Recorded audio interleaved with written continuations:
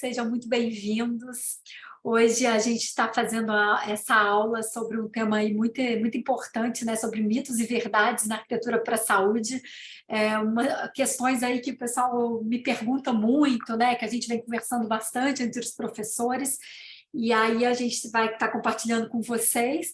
Queria dar as boas-vindas, estou vendo aqui que tem muitas pessoas que eu já conheço, e tanto do meu treinamento de arquitetura para a saúde, o TAPS online, das boas-vindas ao Cléo, que é professor do nosso curso. Estou vendo aqui. Quem quiser ligar a câmera, gente, para a gente já se conhecer também, podem ligar. Estou vendo também que o professor... Boa tarde, Silvia, tudo bem? Boa tarde, Flávio, tudo bem? Também professor do nosso curso, da pós-graduação. Então, sejam muito bem-vindos.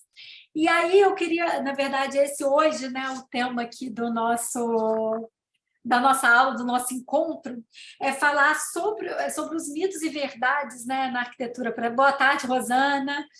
Boa tarde, Maria. José Gabriel. Estou vendo o pessoal que vai aparecendo aqui para mim aqui na tela. Sejam muito bem-vindos.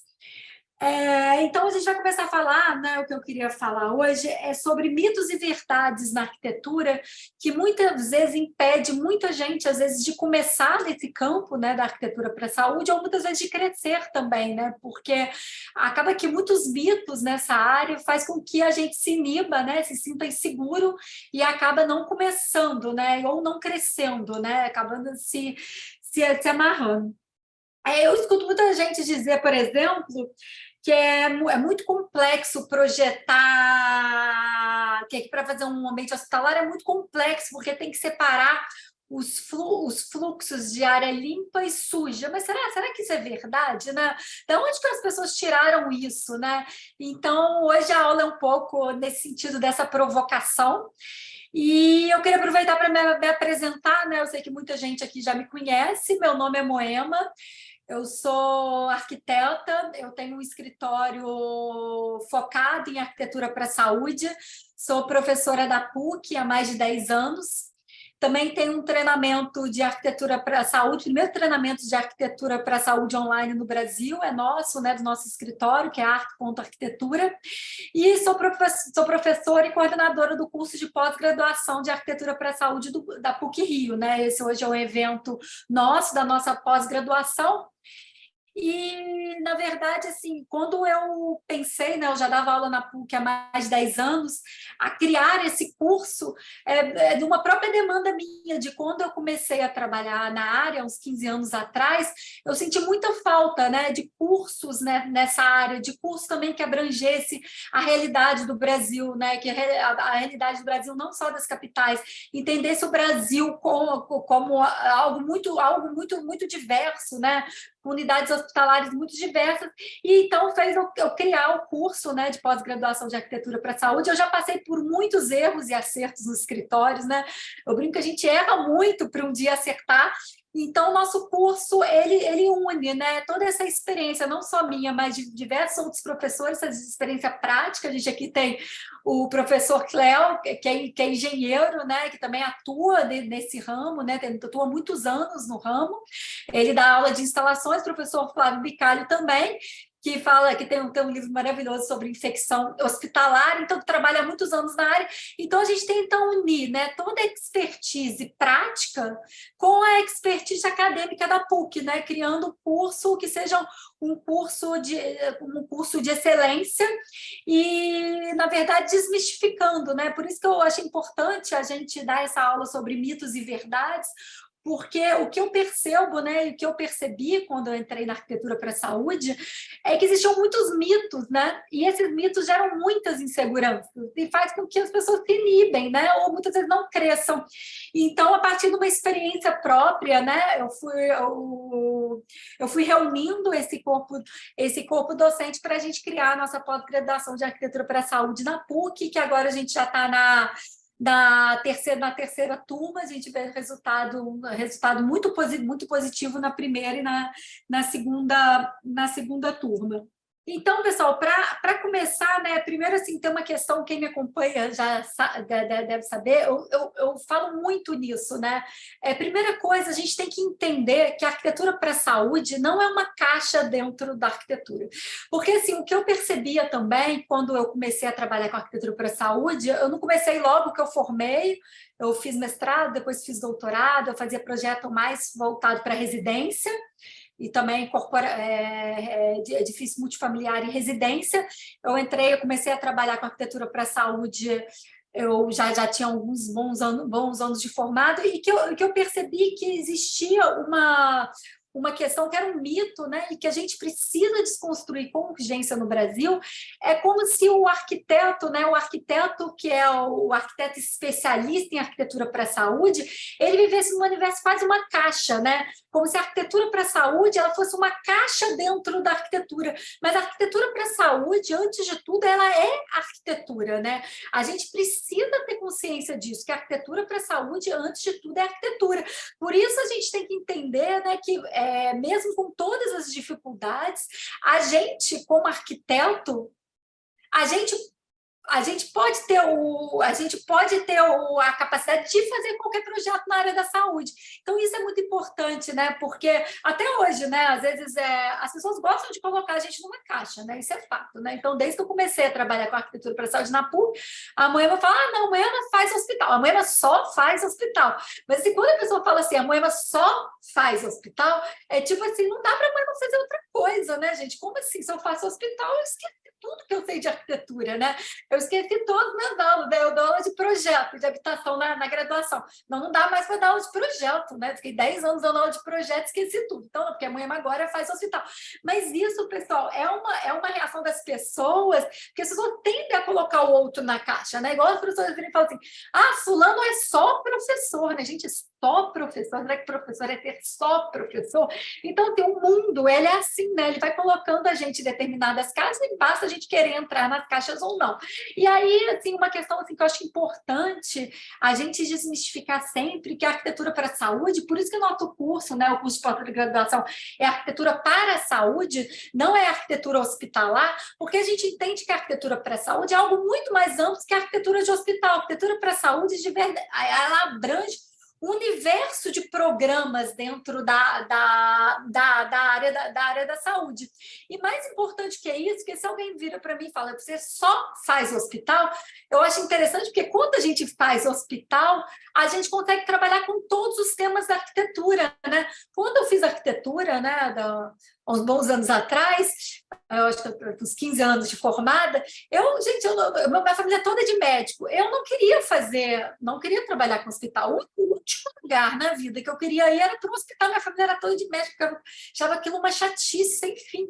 E aí, porque na época da faculdade, eu queria o quê? Eu queria fazer galeria, queria fazer museu, queria fazer praças, eu fiz mestrado, doutorado em urbanismo, né? Então, assim, eu queria isso.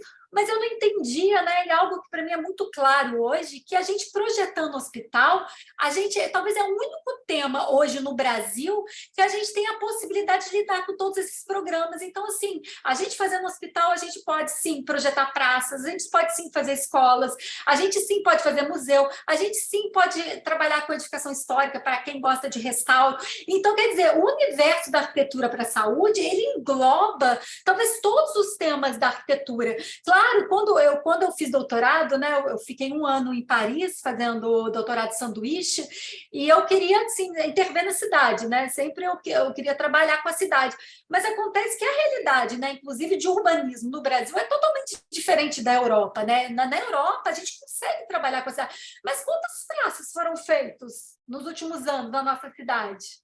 Foram abertos muitos concursos, né, de intervenção urbana, mas fazendo hospital a gente pode trabalhar com esses temas da arquitetura. Então, assim, a gente já precisa abrir esses nossos horizontes para entender que trabalhar com arquitetura para a saúde abre um universo de possibilidades.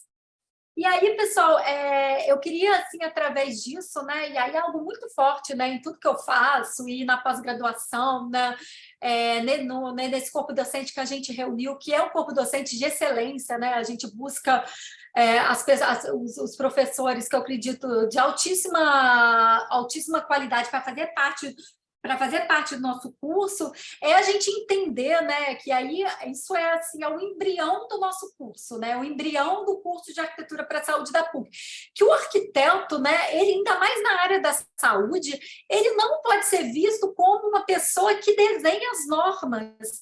A gente arquiteto, a gente não pode ser visto como técnico que vai lá e desenha a norma. Eu não sei se assim o pessoal aqui tem conhecimento, eu sei que tem muita gente começando, tem gente que já trabalha, né, tem gente que trabalha muito, há muito mais tempo. As normas dos ambientes da saúde antigamente eram desenhadas, né? E isso foi totalmente desconstruído. Por quê? Porque virava uma replicação, é como se existisse um modelo, né? Então, é a mesma coisa em residência, porque por isso que eu falo, a arquitetura não é uma casa. Imagina a gente cria uma norma de incêndio e desenha ela. Todos os prédios vão ser iguais, né? Porque vai ficar todo mundo medo de fugir daquilo não ser aprovado. Então, essa desconstrução já foi feita há uns anos atrás. Então, assim, a gente, né, como arquiteto, a gente precisa entender que o arquiteto, né, eu lembro que o professor Justino, em uma aula inaugural que a gente fez da turma de pós-graduação da PUC, ele é professor da PUC, engenheiro há muitos anos da PUC, ele falou algo muito interessante, né? Ele falou assim, o arquiteto, né, é um grande maestro, né? E a gente tem que voltar a ser o centro do processo, né? Por quê? Porque a grande reclamação que eu tenho da maioria dos arquitetos, né, é os jovens, uns de 30 e poucos anos aí que estão se consolidando, os de 40, os de 50, é o que? É a falta de reconhecimento do arquiteto, né, no mundo, né, no mercado. Mas por quê? Porque muito arquiteto, né, e aí eu acredito muito cursos também, vem posicionando o arquiteto como o profissional que ele não faz parte do processo, né? Que ele entra ali para desenhar. Então, alguém, né, um empreendedor, teve a ideia, a pessoa inteligente, chamou o arquiteto para desenhar. Se a pessoa te chama para desenhar, você deixa de ser valor, porque você é um técnico. Porque senão eu, que tem experiência, ou alguém que está começando, alguém que não sabe nada, é a mesma coisa, né? Todo mundo nivelado, então não faz diferença, né? Se a gente simplesmente vai desenhar algo técnico. Então, assim, é algo muito importante do nosso curso é isso, é entender, né? E aí desconstruir muito isso, que o arquiteto, principalmente nas instituições de saúde, precisa ser o centro do processo, né? Porque o arquiteto é a pessoa que mais domina todo o processo, desde o início até o final, né? Eu brinco, a gente está fazendo um hospital, né? Até o Cléo está fazendo os projetos junto com a gente, os projetos complementares, e a gente, no hospital, a gente instrui o cliente a comprar os terrenos, né? Ele brinca, a mãe não pode vir aqui que ela quer comprar o terreno do lado, ela conversa com o vizinho, né? Então, assim a gente era um hospital, né? Que a gente era pequeno, tinha 30 leitos, agora está transformando em 120 leitos, que eu fui junto com os clientes, auxiliando eles a comprar o terreno, porque a gente faz parte de um processo, né? E por que é tão importante fazer parte do processo? Além da gente fazer parte de um propósito, né? A gente não ser simplesmente uma pessoa que vai lá, desenha, aí normalmente as pessoas falam assim, legal, a Moema, né? Muito legal, ficou muito bonitinho os projetos dela, ficou tão lindo, né? Ela é tão criativa. Aí é isso, né? Acabou. Mas não, a gente quer fazer parte de um propósito maior, né? E quando a gente entra e entende que o arquiteto é um grande maestro, né? É um maestro que vai conduzir todo o processo, primeiro que a gente cria projetos de longo prazo, né? E só assim como um escritório talvez consiga ser sustentável. Então, a gente cria projetos de longo prazo, né? De médio a longo prazo, e a gente faz parte do processo de transformação, né? A gente, por exemplo, eu trabalhei muitos anos, né? Estou ainda com a Santa Casa de Juiz de Fora, a gente transformou aquela instituição. O nosso projeto na Santa Casa não é para alguém olhar e falar assim, o arquiteto, é tão bom ter arquiteto, né? Porque fica tão bonito que os arquitetos fazem. Não, a gente transformou um propósito, né? Porque as pessoas não cuidavam do espaço. Não adianta reformar um espaço e depois as pessoas não se sentirem fazerem parte daquele espaço. Então, assim, fazer parte de um processo como um todo. Então, toda formação, né? Tudo que a gente acredita é dentro dessa ideia. E aí, pessoal, já logo aparece, né? Aí eu peguei uma frase aqui dos meus alunos do TAPS, do treinamento de arquitetura para todo dia alguém um dia me pergunta: Moema, mas aqui em São Paulo não pode usar granito em hospitais. E aí eu pergunto, né? Mas por que não pode usar granito, né? E aí, pessoal, aí eu acho engraçado, porque fica assim, o outro no sul. Porque a vigilância aqui do sul falou que não pode isso. Aí no Rio de Janeiro, mas não pode isso. Então, assim, o que eu brinco assim que às vezes o que está na norma nem sempre é tão exato quanto parece, e as pessoas inventam a norma, elas inventam mitos, isso é fato, pessoal. De cada reunião que eu vou, é alguém inventando um mito, porque assim, as pessoas falam assim, Moema, não pode usar granito em hospital. Aí a primeira coisa que eu pergunto é onde está escrito. Então, isso é assim, o primeiro mito. Como é que a gente desconstrói o mito? Porque, pessoal, eu sou uma pessoa que eu não tenho medo de ser ignorância, né? Tem um engenheiro da PUC que sempre falou isso. Ele vira e fala assim, a ignorância é uma das maiores sabedorias, né? A gente saber que a gente não sabe é uma grande sabedoria, né? Porque a gente se torna propício a entender de algo. Mas o que acontece? Quando às vezes vem alguém, né, que se coloca ali numa posição que sabe muito e dá uma informação dessa, você não sabe direito, você está começando. Está escrito que página, né, da RDC 50, aonde está escrito. Quem não conhece a RDC 50 é o regimento que rege as normas dos ambientes para a saúde. É uma das normas mais importantes, né? O pessoal fica querendo achar, mas qual tem norma complementar? Tem um monte de norma complementar. Mas, assim, primeiro, a gente tem que dominar a RDC. Muita gente fica lendo as normas complementares e esquece um monte de coisa que está escrito na RDC 50. Aí, pessoal, eu sei que tem gente que está começando na área. A gente criou um grupo do WhatsApp, né, para o pessoal aí que está interessado na pós, a gente está divulgando algumas informações. Quem não tiver no grupo, eu vou pedir aqui para alguém aqui da nossa equipe enviar o link. Aí vocês entram, vou estar mandando todas as informações lá no grupo, inclusive vou mandar depois o resumo aqui do nosso dia de hoje. Mas então, pessoal, pode ou não pode usar granito em hospitais? Bem, a única coisa que a gente acha nas normas, né? Vou ler aqui para vocês. Os materiais cerâmicos ou não, quando usados na área crítica, não pode possuir índice de absorção de água superior a 4%. Então, o granito é inferior a 4%, entre aspas, se é, ok, pode usar. Mas por que tem várias vigilâncias e tags dizendo que não pode usar granito? Claro que existem outros materiais, né, como o cória, como o inox, que são materiais muito mais monolíticos, que não tem muito rejunte. Então, assim, é mais difícil, né, de acumular bactéria. Mas aí, pessoal, não adianta a gente fazer um curso, né, um curso de pós-graduação, e eu virar e falar assim, gente, o melhor material para usar é cória. Eu acho, sinceramente, o melhor material para se usar no hospital cória. Mas, assim, é viável fazer cória em todos os hospitais? É viável? Então, assim, se não é viável, gente, a gente vai ficar fazendo projetos que são inviáveis. Então começa daí, a gente precisa entender, né, a realidade do Brasil e não criar verdades absolutas. Gente, essa história de São Paulo, eu não sei se tem alguém aqui de São Paulo que trabalha, mas é verdade, assim, parece que a vigilância lá, quando vai fazer a fiscalização dos locais, ela tem implicado muito com granito. A vigilância não vai parar em nenhum hospital porque tem uma bancada em granito, não fiquem preocupados. Mas, assim, é uma questão assim, de vários arquitetos me colocando isso direto, que está acontecendo em São Paulo. E aí, a gente usa granito, né? Imagina se na Santa Casa eu vou usar tudo de cória, totalmente inviável, né? Tipo, não faz sentido nenhum. Então, assim, a gente precisa entender o contexto de cada unidade para fazer. E aí eu venho com uma questão, pessoal, que eu falo muito, né? E que eu acho que é muito importante, né?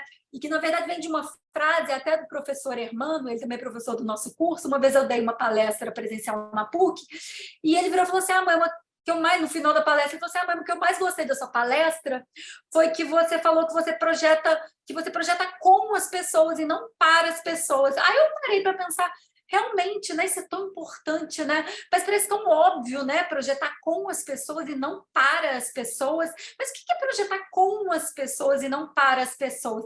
É exatamente envolver as pessoas no processo, né? Então, quer dizer, a gente não precisa saber tudo, né?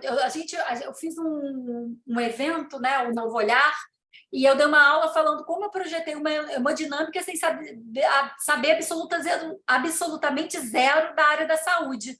Então, assim, como que a gente consegue fazer um ambiente da saúde sem saber nada, né? Começando do nada, né? Como é que é possível a gente projetar com as pessoas, né? Qual o problema da gente perguntar? E aí vai desde da equipe assistencial, né? Às vezes às vezes o arquiteto ele chega numa instituição de saúde bastante arrogante e ele acha assim que tudo ali está horrível, né? Porque às vezes ele vê só a aparência, né? Ele olha assim, aquele espaço está caindo aos pedaços, a infraestrutura horrorosa, um monte de fio para um lado e para o outro, os gases desorganizados. Aí o arquiteto, nossa, aqui eles não entendem nada. Mas, às vezes, ali, gente, tem pessoas que trabalham há 40 anos, né? Ali às vezes, tem processos muito bem resolvidos. Inclusive, às vezes, os processos que fazem aquele espaço funcionar, né? Não é nem arquitetura. Então, assim, a gente tem muito para aprender com o pessoal da assistência. Não só com o pessoal da assistência, né? Com o pessoal, com os engenheiros, com o pessoal da manutenção, né? É sempre muito importante a gente projetar com as pessoas e não para as pessoas. Eu vou aprofundando esses temas aí ao longo. Mas aí eu queria voltar para essa nossa primeira pergunta, que eu perguntava aqui para vocês. Deixa eu achar aqui de novo. Que eu estava perguntando para vocês. Então, pessoal, será que a gente tem que separar, né, os fluxos limpos dos sujos, né? Será que é exatamente isso? Porque se aí eu vou, aí assim, se a gente, aí todo mundo me fala, né? Eu tenho diversos alunos que às vezes fazem TCC, né? O projeto de final de graduação, e aí falam assim, eu não estou conseguindo fazer esse projeto porque eu tenho que separar o sujo do limpo. Mas acontece que é na RDC, vocês buscarem, ela em 2002, hein, gente? A gente já está em 2022. Ela fala claramente, olha o mito, não sei se vocês tinham esse mito na cabeça de vocês. Ó, aí até o Flávio Bicalho, que está aqui, ó, pode dar, o que é expert nesse assunto, que inclusive que dá aula sobre isso. A melhor prevenção de infecção hospitalar é tratar os elementos contaminados na fonte.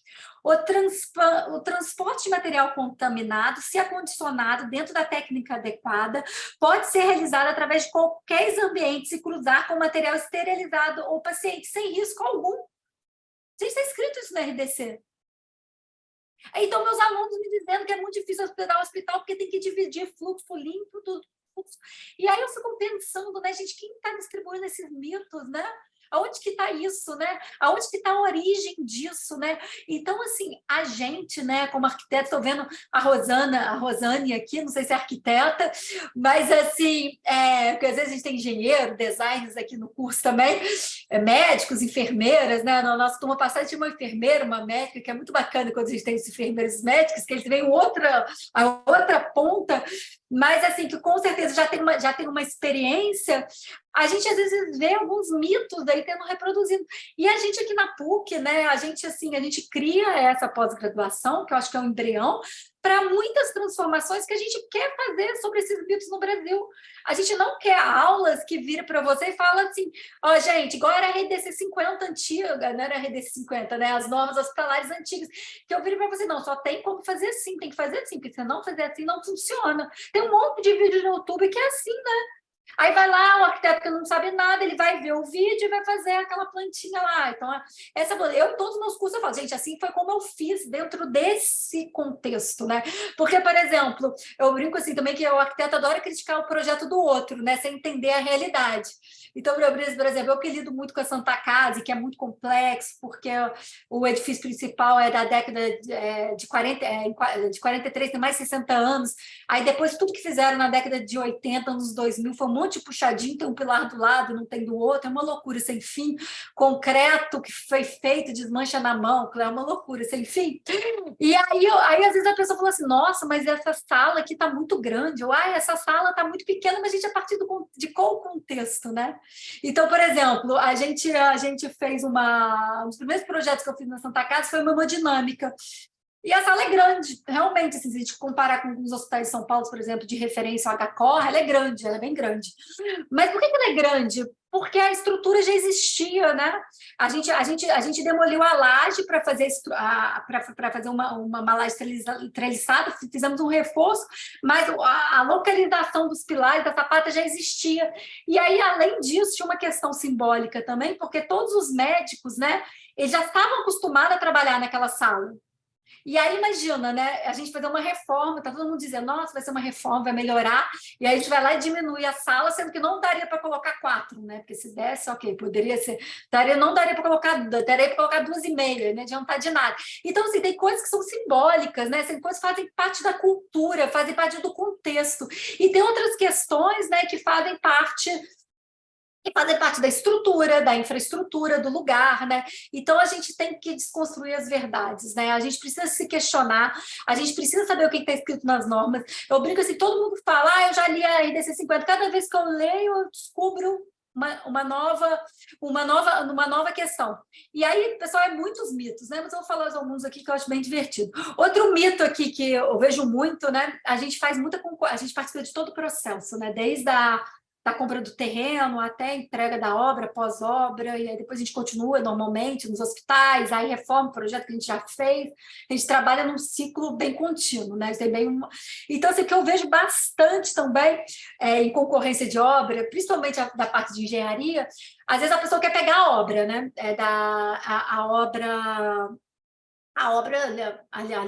Nem a licitação, né? A concorrência ali da obra, estou falando em iniciativa privada.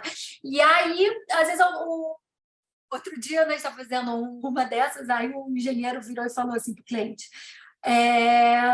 não, trabalhar, tem que entender, né, que às vezes o orçamento ele fica mais alto, porque tem essas questões hospitalares, né, é mais complexo, inclusive fazer aquele rodapé arredondado dá muito trabalho, aquilo é um inferno, tem que ficar fazendo aquilo. Aí ele virou e falou, não, porque tem que fazer tudo dentro da norma. Obviamente, né, eu não ia cortar a pessoa, porque tipo assim, ele também está fazendo o trabalho dele, eu sei que está todo mundo na luta, eu sou a pessoa assim, que fala que está todo mundo na luta, eu sei como que é a luta, eu sei como é difícil, eu tenho escritório, eu sei que as contas têm que fechar, boa, assim, ele não falou por mal, porque ele está reproduzindo um mito que veio de outro lugar. E aí eu não falei nada, né? Eu só fiquei pensando. Aí no final eu virei para a arquiteta do escritório, estava comigo, eu falei assim, gente, aonde ele tirou isso? Porque existe esse mito, não sei se vocês sabem, que na área da saúde tem que ter o rodapé arredondado. Quando eu comecei a trabalhar com a saúde, inclusive eu tinha esse mito. Mas aí, pessoal, eu gosto de fazer esses exercícios, né? E aí, se a gente for lá na RDC 50, a gente vai ver lá. Rodapé, eu vou ler aqui para vocês, pessoal. Ó, a execução da junção entre o rodapé e o piso deve ser de tal forma que permita a completa limpeza do canto formado. Olha, presta atenção, gente, rodapés, ó, DRDC 50.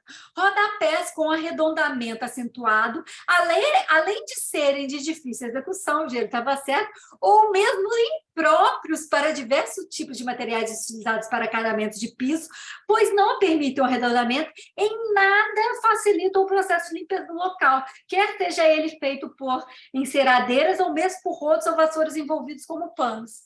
Não sei de onde as pessoas tiraram isso, não sei, gente. Eu juro, assim, porque quando comecei a trabalhar com a saúde, as pessoas me inundavam com esses mitos.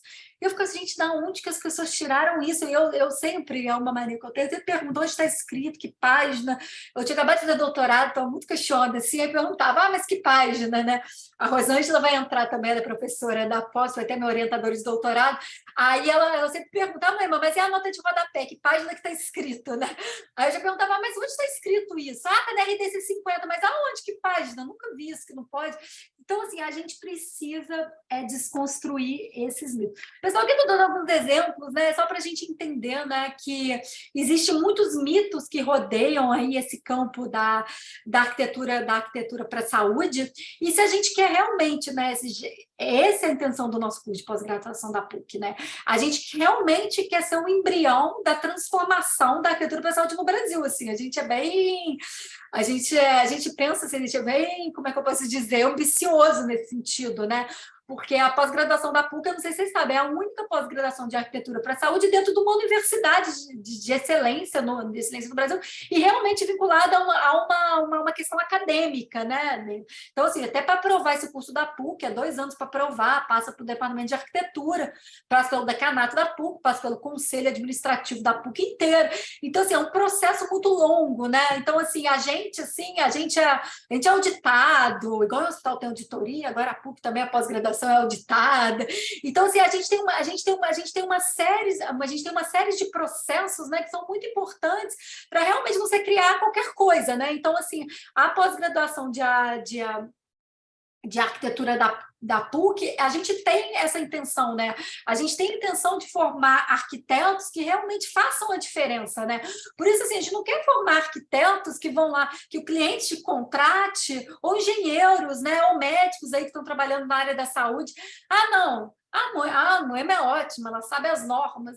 Como assim? É porque ela sabe as normas, né? As normas estão escritas ali, qualquer um pode ler, não. Uma pessoa que já sabe ler pode. Então, não é isso, né? A gente tem que ir muito além disso. Então, assim, é formar realmente profissionais de excelência e que eu acho que o nosso curso vai fazer história por conta disso e que a gente tire essa questão, né? A gente desmistifique essa questão do arquiteto como o fim do processo, né? Quando eu falo que o arquiteto é o fim do processo, é quando o cliente, todo dia no escritório, aparece uma pessoa que me liga. Ah, mas seus projetos estão bonitos, minha obra está acabando. Será que dá para você humanizar? Não, né? Eu respondo. Porque aí vem outro mito, né? Da humanização hospitalar, né? Eu já fiz, eu não sei se vocês me conhecem, né? Lá do Instagram, mas quem me conhece do Instagram, pessoal? Tem alguém aqui que já me conhece? A Silvana, a Rosana, a Silvia, o Cléo. Se alguém puder responder, e os outros que não estão aí na câmera puder dizer sim ou não, né? Quem me conhece. Sim, vim pelo Instagram, Ah, o Flávio. Então, muita gente, eu sei que muita gente veio pelo Instagram, mas assim, eu já fiz uma live, né? Quando começou a pandemia, eu falei assim: a primeira live que eu fiz na PUC, né? Quando a gente lançou o curso, a ilusão da humanização hospitalar, gente, porque não dava, assim. Era muita gente falando daquele negócio de humanização hospitalar, e eu achava aquilo um blá blá blá, que já estava me irritando totalmente. E aí eu falei assim: não, gente, rapidinho, vamos entender o que é humanização hospitalar. Aí eu comecei a perguntar, né? E aí eu comecei a conversar muito com a Rosângela, que é a professora, né? Ela é do direito urbanístico, ela é do Departamento de Direito da PUC. Falei assim, mas isso assim, não é à toa que as pessoas falam humanização hospitalar, né? É um pleonasmo, né? Vocês não concordam? A arquitetura por si só é feita por um homem, né? Então a arquitetura por si só deveria ser humanizada, né? E a pessoa começa, humanização hospitalar. Mas aí a gente precisa entender o contexto, né? Que as pessoas falam isso. E aí, ao mesmo tempo que as pessoas falam isso, as pessoas separam técnica de humanização, como se técnica e humanização fossem coisas distintas, né? Então, assim, eu tenho um arquiteto, eu quero humanizar meu hospital. Então, o pessoal acha que humanizar o hospital é colorir a parede. Mãe, eu adoro seus projetos. Será que você não pode humanizar meu hospital? Colorir uma parede, colocar uma cor, colocar umas plantinhas ali na recepção que eu sei que você gosta, que tem umas plantinhas aqui do lado, ou fazer um painel, um desenho aí que você gosta. E aí eu brinco, não, gente, adoro decoração, mas a arquitetura não é isso, né? Humanização hospitalar é algo tão profundo e tão mais forte, mas por que a gente fala de humanização hospitalar? Por que a gente fala no século XXI, a gente precisa falar de humanização hospitalar? Porque o hospital, até os anos 2000, ele passou a ser vinculado a uma questão extremamente técnica, né? Como se o hospital fosse uma máquina de curar. O professor Renato, não sei se ele entrou aqui, ele entra aí, que dá aula de história, né? Que é maravilhoso, né, gente? Não tem ninguém melhor que o Renato Gama Filho, ele é arquiteto da Fiocruz, para falar de história, tem doutorado nessa área de arquitetura hospitalar, sabe tudo de história sobre edifício hospitalar, é com o Renato, ele sabe. Mas ele dá uns aulas maravilhosos que eu já assisto uma, duas, três vezes. Tem isso, tá, pessoal? Eu assisto as aulas dos outros professores, né? Que são muito, muito bacanas. Mas aí ele fala um negócio assim, que é exatamente isso que acontece. No século XX, o hospital virou uma máquina de curar, né? Como se assim, a parte assim, humana ela foi totalmente desconstruída, né? Então, você pega, por exemplo, a Santa Casa ali no final do século XIX, aí tem as irmãs, né? Aí tem um espaço assim, depois eu vou mostrar, eu mostro isso nas aulas. Aí tem as enfermarias no centro, né? Você vê que tem um cuidado, um mobiliário super bem projetado, bonito, né? Muita madeira. É tudo assim, muito. O atendimento era um. Mas assim, com a medicina, com o avanço da medicina, né? Na medicina também nessa época não tinha nada, né, da medicina. Então, a arquitetura junto. Então, assim, né, até os anos 2000 tinha muito mais engenheiros nos hospitais que arquitetos, né? Não sei se vocês sabem, mas, assim, por exemplo, antes dos anos 2000, era dificilmente a gente via um arquiteto contratado dentro do hospital. Hoje, pessoal, quase todos os hospitais que eu trabalho têm um arquiteto. E a gente fez visitas técnicas agora, da última turma da pós, a gente foi nos hospitais, foi maravilhoso, visitas técnicas. Foi um ápice do nosso curso. A gente foi no Hospital da Unimed, que é referência no Brasil com celulite, a única com celulite. Tem umas 4 arquitetas lá. E os projetos são terceirizados, tá, pessoal? Então, quer dizer, tem um mercado gigantesco para arquiteto, porque isso ainda está acontecendo no Rio e São Paulo. Isso vai acontecer no interior. Isso vai acontecer no interior. A Santa Casa hoje tem uma arquiteta também lá dentro. Então, quer dizer, por quê? Porque antes não, eu já sou engenheiro, né? Quando eu comecei a trabalhar na Santa Casa, tem uns 15 anos quase, 12 anos, só tinha um engenheiro, pessoal, não era engenheiro civil, não, só tinha engenheiro elétrico. né? O engenheiro da manutenção, não tinha nem engenheiro civil. Porque não tinha preocupação tanto com o espaço, né? O espaço era algo secundário. E aí, por que começou a se falar em humanização hospitalar, humanização hospitalar? Porque viu-se que era necessário, né, transformar esses hospitais, né? Os hospitais estavam extremamente abandonados, né? Os arquitetos, como eu que estava formando aí nessa época, nos anos 2000, eu não estava afim de fazer hospital, gente, não estava mesmo, né? E assim, eu estava fazendo outras coisas, como eu disse para vocês, eu achava aquilo uma chatice, né? Eu não gostava. Mas assim, aí quando eu comecei a trabalhar, né? Quando eu fiz meu doutorado, ele é sobre processos criativos, assim, sou muito envolvida com processos criativos. Eu olhei para aquilo, para o hospital, né, tive uma oportunidade de fazer um projeto que era muito pequeno, um postinho de enfermagem, 7 metros quadrados. Eu olhei para isso, caramba, como a gente tem oportunidades de arquitetura em hospitais. Talvez os hospitais são os lugares que a gente pode ser mais criativo, talvez, na arquitetura no Brasil. Talvez o hospital é a arquitetura no Brasil que é menos desenvolvida. Por exemplo, se a gente pega em nível de residência, né, em nível de corporativo, o Brasil já está num nível altíssimo, né, de desenvolvimento em termos de arquitetura. Nos hospitais, não, né? Nos hospitais, a gente vê um monte de hospital que tem celulite, tem isso, tem aquilo. Aí, de repente, aqueles corredores escuros, sem luz. Cadê os arquitetos, né? Cadê a arquitetura dentro da arquitetura para a saúde? Eu fiquei 45 dias visitando mais de 25 hospitais na Europa, quando comecei a trabalhar com essa área, porque eu falei assim, gente, cadê a arquitetura, né? Cadê a arquitetura dentro desses hospitais, né? A gente tem até uma disciplina no nosso curso que chama Experiência do Espaço, que eu falo sobre isso, né? Dessa importância da experiência do espaço dentro da arquitetura hospitalar. Ah, mas ai, Moema, eu não concordo. Aí tem essa discussão, né, Flávio? Flávio sabe. Ah, eu não concordo que a arquitetura cura. Eu não concordo que a arquitetura cura. Será que a arquitetura ela não vai curar um paciente diretamente? Obviamente que não. Mas a arquitetura faz algo que é muito mais profundo e difícil, porque ela desperta o desejo de vida. Isso é muito complexo, gente. Assim, quem já passou, quem já teve um acompanhante, eu sei que tem muitos alunos assim, às vezes que tem até um problema de saúde, já ficou internado muitos anos e agora quer ter um propósito dentro da arquitetura. Tem muito aluno nosso, às vezes, assim, que acompanhou um parente, né, durante muitos anos dentro de um hospital, ficou meio, um mês, ficou semanas, e viu aquilo. Gente, como que o espaço é importante para despertar o desejo de cura.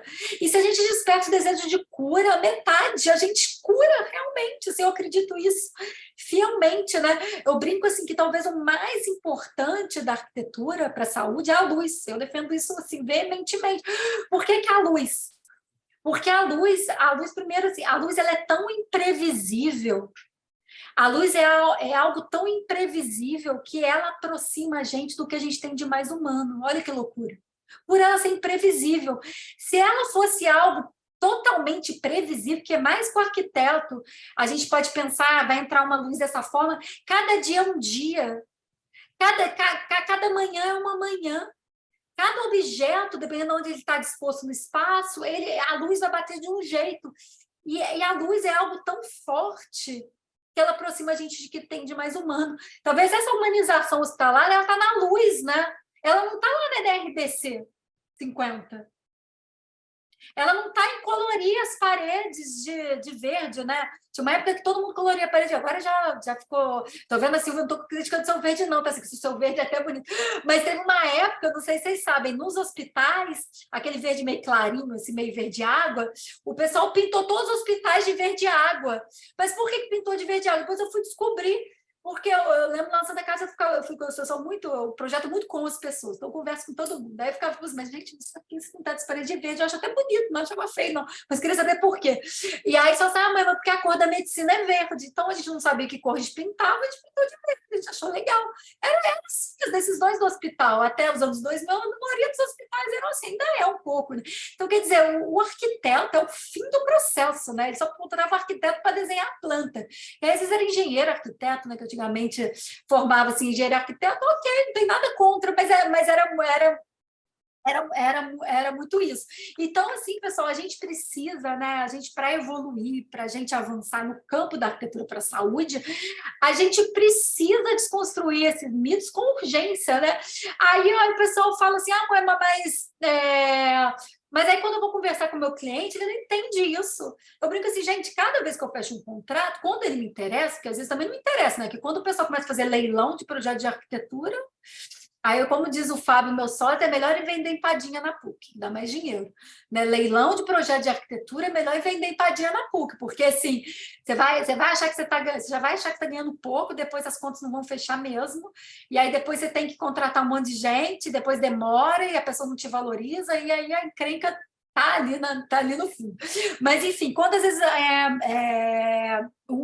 até perdi mais assim, mas quantas vezes as pessoas ligam para a gente, né, para fazer um projeto, eu tenho que dar uma aula, né? Todas as que eu estou falando para vocês, eu falo para os clientes também, né? Porque se a gente não valoriza a arquitetura, quem vai valorizar, né? Se a gente não fala dessa forma para o arquiteto, aí o arquiteto vai continuar te contratando lá, achando que você vai desenhar a planta baixa. Tipo assim, porque se você desenha a planta baixa, primeiro qualquer um desenha, né? Então, se é você hoje, amanhã ele brigou com você, trata outro, né? Não faz muita diferença. Então, assim, você vai ser só o técnico, você vira quase o cadista de antigamente, né? Que existia, né? Então, assim, você vai lá, ou desenhista, né? Você vai lá e desenha, acabou o assunto. Então, assim, a gente precisa implantar essa cultura de arquitetura para a saúde no Brasil, assim. E isso parte muito da gente, né? Muita da gente. Eu brinco assim, quando a gente na primeira turma teve uma enfermeira e uma médica aqui dentro do nosso curso, foi muito positivo, né? Porque ela falou assim, caramba, eu nunca tinha pensado sobre isso, né? E olha que interessante, né? Olha que mudança de paradigma, de mitos, né? Porque isso os paradigmas faz parte dos mitos. Olha que mudança de paradigma. Imagina a gente pensar que no século XXI, uma médica e uma enfermeira buscaram a PUC, pela excelência da PUC, para fazer um curso de pós-graduação em arquitetura para a saúde. Por que elas estão buscando fazer o nosso curso de arquitetura para a saúde? Porque elas começaram a enxergar, olha a mudança de paradigma no século XXI. A gente elas começaram a enxergar a importância da arquitetura dentro do hospital. O que elas eram dentro do hospital? Eram líderes, né? Faziam parte de liderança, porque a ideia também é que no nosso curso a gente formar liderança, né? A gente não quer formar técnico, né? Eu vou falar isso 20 vezes, tá, gente? Até a gente internalizar isso. Mas o que elas são lideranças dentro do hospital, uma é chefe da qualidade, outra presta consultoria para diversos hospitais, então ela falou assim, não, eu preciso entender da infraestrutura, eu preciso entender o que vocês falam, eu preciso entender quando vocês falam alguma coisa, se isso é bom, eu preciso entender, inclusive, para contratar um arquiteto. Olha que bacana, né? Olha que mudança. Pergunta para o Flávio aí, que já trabalha muito mais anos, né? Quantos anos, Flávio, com arquitetura para a saúde? 40 anos, não é 4 não, tá, gente? É 40 anos. E o Flávio foi uma das pessoas que escreveram. Não foi, Flávio? Você não fez parte? O corpo tem da RDC 50. Então, quer dizer, trabalha 40 anos. Quando que há 40 anos atrás a gente já tem um médico se interessando por arquitetura para a saúde, gente? Isso já tem uma mudança de paradigma. Então, assim, nessa mudança de paradigma, a gente tem um mercado gigantesco, né, para os arquitetos. Mas, pessoal, muitos mitos, né? Hoje também o que tem aparecido muito para mim, e aí que o pessoal pergunta muito, né, meus alunos, mas pode ter janela nas áreas críticas. Porque aí tem um lado, né? O pessoal defendendo iluminação natural, nananana, e o outro lado das pessoas falando que não pode, porque tem a questão do ar-condicionado. O Cléo vai falar sobre tudo isso na aula dele, né, Cléo? Sobre a filtragem do ar, todas essas questões técnicas. O Flávio aqui falou que o som dele não pode ser ativado. É porque eu chamo as pessoas de surpresa, né, Flávio, de repente. Mas, enfim, pessoal, então, assim, pode ter janelas em áreas críticas, né? Então, assim, a gente tem que entender assim, como que vai ser feita a filtragem do ar dentro dessa área crítica, né? Para entender. Então, quer dizer, a iluminação natural, ok, sim, pode ter. Aí eu até notei aqui várias questões, ó.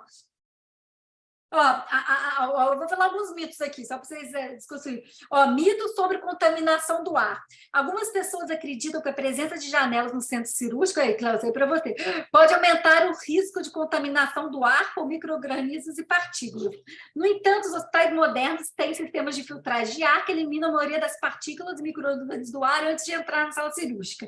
Além disso, as janelas geralmente são vedadas para impedir a entrada do ar externo, ou seja, quer dizer, a iluminação iluminação natural, sim, claro. Eu lembro que quando eu fui visitar esses hospitais na Holanda, a gente vê isso muito, né, no Brasil, né? A maioria dos hospitais aí feito depois dos anos 2000, tudo fechado, né? Nem os quartos abrem mais, né?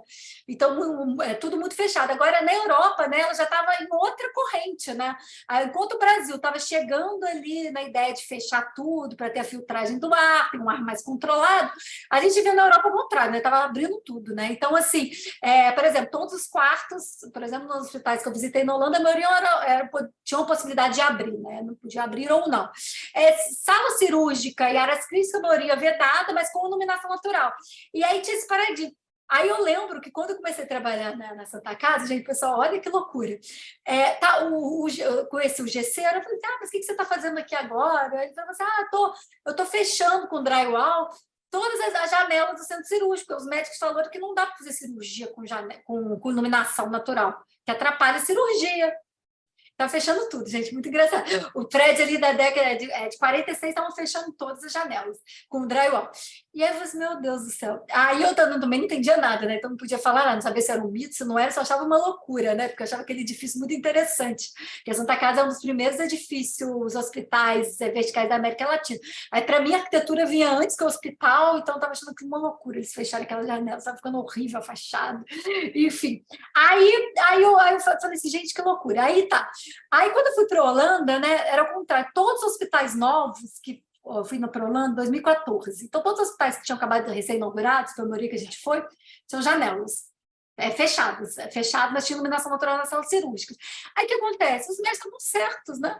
Realmente, tem certas cirurgias que não pode ter muita claridade, porque realmente atrapalha.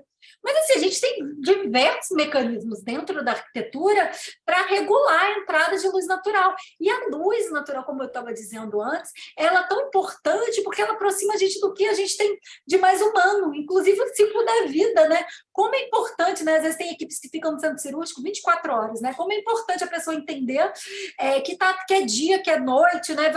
Mas eu acho que todo mundo passou um pouco por essa experiência durante a pandemia, né? Quando a gente ficava em casa, né? Todo mundo, pelo menos assim, a impressão, eu morava, que eu estava no meu apartamento aqui no Rio, eu queria abrir tudo, eu ficava assim, doido para Juiz de Fora, tem uma casa, doido para ir para Juiz de Fora, ir para casa, porque eu queria abrir tudo, eu queria luz, que a luz entrasse, né? Agora, vocês imaginam que tem pessoas, né, que fazem plantão 36 por 36, ficam às vezes 12 horas seguidas, às vezes emenda, fica mais tempo. Então, assim, imagina aquilo tudo fechado, né, num breu sem fim. Então, assim, a gente precisa desconstruir isso. Então, assim, pode ter janela, pode ter iluminação natural no centro cirúrgico? Pode, mas a gente tem que fazer algum mecanismo para vedação, né? Normalmente, por exemplo, a gente tem feito muito vidro duplo, com uma persiana interna, em que a gente regula a entrada ou saída. Então, o próprio médico regula, eu quero luz, não quero luz, e aí eles entendem entre eles, porque a equipe médica é assim também, tá, pessoal? Eu falo para projetar com as pessoas, e a gente tem que ser o mediador, o maestro, porque uma equipe médica fala X, outra equipe médica fala Y. E aí vai depender do interesse particular de cada um, né? Antigamente, eu brinco que eram os médicos que projetavam o hospital, né? Ele falava assim, não, eu quero minha sala aqui na entrada do hospital. Aí, de repente, a Santa Casa era assim, né? Você ia abrindo as portas, aí tem um consultório de um médico no meio do hospital, assim, com um escritório particular, às vezes ele estuda no hospital, aí tem uma coisa totalmente privada. Hoje a gente não vê tanto isso, né? Às vezes em alguns hospitais ainda vê, mas assim, é mais difícil, porque agora já tem acreditações, né? Já a administração hospitalar evoluiu muito, né? Então, assim, dentro dessa gestão, a gestão hospitalar evoluiu muito, então, assim, a gente já não vê tanto isso, mas assim, era muito comum, né? De falar que 15 anos atrás, muito, a gente via muito isso. Então, como eu estava falando, às vezes um médico fala uma coisa, outra equipe médica fala outra, as enfermeiras falam outra, e cabe a gente ser o maestro dessa orquestra e tentar entender o que é melhor para o coletivo.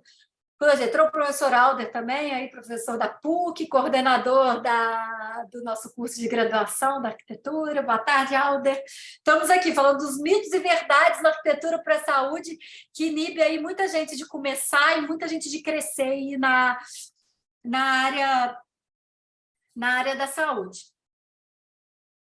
E aí, pessoal, aí outro mito também, né, e é que a gente desconstruiu um pouco a pandemia, mas que existia bastante, é que é dos quartos, né? Aí os quartos, pode abrir as janelas dos quartos? Aí, porque assim, às vezes as pessoas têm como referência alguns hospitais, né? Ah, porque eu fui no, sei lá, fui no Sírio-Libanês, fui no Einstein, fui não sei aonde, São Paulo, que para mim é a referência e as janelas são todas fechadas, não posso abrir as janelas. Aí acha que aquilo é verdade absoluta, gente, mas aquilo não é verdades absolutas, assim. Então, assim, as janelas dos quartos, eu, na minha opinião, nos meus projetos, elas devem abrir, porque já foi milhares de estudos, né? Inclusive, essa médica, na primeira, ela mostrou um estudo mostrando, né? Ela é médica no estudo americano, mostrando que quanto maior o ar circular, o ar natural, né, que vem do exterior, né? O Cléo está até abanando na cabeça, que é o Cléo que é o expert aqui de infraestrutura. E aí, assim, quanto mais o ar entrar, melhor, assim, menos a infecção. Na pandemia foi isso, né? Todo mundo falava, tinha os escritórios corporativos, né? Aqueles edifícios, né? Todos vedados, ninguém podia abrir a janela, era tudo vedado, travado. Aí, de repente, todo mundo queria abrir a janela, né? Então, assim, a gente pode abrir as janelas, né? Então, por exemplo, mais uma vez dando o exemplo da Santa Casa, que é um hospital muito antigo, lá as janelas sempre foram abertas, porque nem existia sistemas mais evoluídos de filtragem de ar, né? Na década Então, assim, sempre foi tudo aberto e sempre foi maravilhoso, né? Eu já fiquei internada lá várias vezes, então já inclusive fiquei internada nos meus projetos, já critico meus projetos, já tenho várias experiências. Mas, assim, aquela experiência assim, de uma luz natural e de um ar fresco entrando não tem igual, né? Muito melhor que de um ar-condicionado, né? Imagina Juiz de Fora, que não faz esse calor igual faz do Rio, talvez faz 15 dias de calor durante o ano, e o inverno é frio, né? É muito mais agradável você abrir uma janela, né? Do que ficar ligando um ar-condicionado, muito menos quando é um ar-condicionado central, né? Porque às vezes é aquele gelo. Eu tive meu filho recentemente aqui no hospital aqui na Barra, o ar-condicionado central. É um gelo que eu não conseguia regular, porque está sempre quebrado, né? O sistema de regulagem do ar-condicionado dos quartos, né? E aí eu consegui fazer um frio dentro do quarto. Eu estava rezando para estar na Santa Casa para abrir a janela, e a Santa Casa é toda posicionada para leste, então tem o sol da manhã. Então era uma outra experiência. Então, assim, a gente tem que lembrar, né, que a gente precisa desconstruir todos esses mitos. Aí tem, ó, aqui, algumas pessoas acreditam que a presença de janelas pode interferir no descanso dos pacientes no CTI, devido à entrada de luz ou barulhos externos. Aí tem vários, pessoal, aí tem uma discussão gigantesca, né? Eu fiz uma enquete no Instagram, que foi muito interessante, assim, tem um tempo já, mas é sobre leitos, né? Leitos abertos ou fechados. Porque, assim, entre os arquitetos, né, e entre esses hospitais de ponta, tem um senso comum, né, que é melhor um leito fechado, porque dá mais privacidade, a pessoa não quer se comunicar, mas a gente fez uma enquete, né, e tinha muito enfermeiro assim, participando, vocês têm noção, muito enfermeiro e muito médico. E aí o pessoal, gente, foi meio a meio. No, assim, na verdade, as pessoas, às vezes, até os arquitetos, não, melhor fechado, né? Tem mais privacidade. E as enfermeiras dizendo, né? Porque assim, leito fechado em CTI, ele é bom quando tem muito espaço. Porque se o espaço é pequeno, a chance do paciente morrer é muito maior, assim, é fato. Gente, leito aberto, você abre tudo, tem um espaço gigantesco, vem 10 pessoas.